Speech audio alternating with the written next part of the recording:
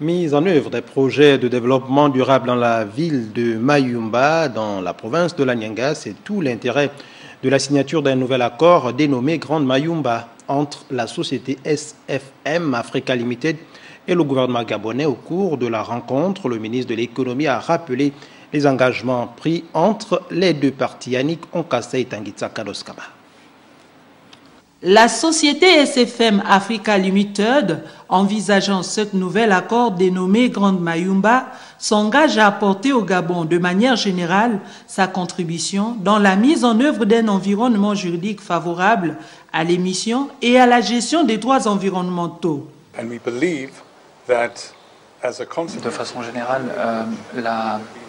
la manière avec laquelle et les travaux qui ont été menés ces derniers mois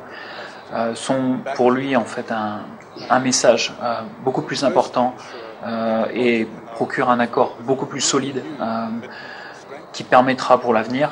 de fonder un partenariat également, à mon avis, plus vaste et plus dynamique entre les deux parties, mais également un message important vis-à-vis des investisseurs extérieurs qui pourront voir et constater la somme de travail et les bonnes énergies qui ont permis à cet aboutissement. Le gouvernement gabonais, quant à lui, veut accompagner la SFM dans la réalisation de projets tout en délivrant les autorisations administratives nécessaires dans le respect de la législation en vigueur dans notre pays. Il s'agit de mettre en œuvre les projets intégrés de développement durable dans la région de Mayumba, notamment dans les domaines d'exploitation forestière,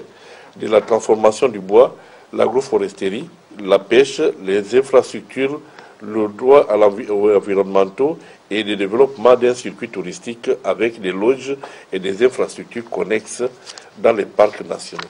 Cet accord fait suite à celui signé le 20 avril 2011 et qui, en raison des différends survenus en 2015, n'a pas permis de développer le projet envisagé dans la région de Mayumba.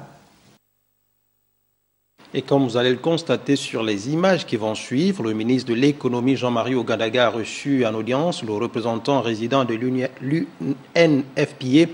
Owashi Keita, nouvellement affecté à ce poste. Une rencontre qui s'inscrit dans le cadre de la coopération Gabon, Fonds des Nations Unies pour la population. Cet entretien a été aussi l'occasion pour l'hôte du ministre de l'économie de présenter ses civilités et de discuter des points d'intérêt commun entre les deux institutions.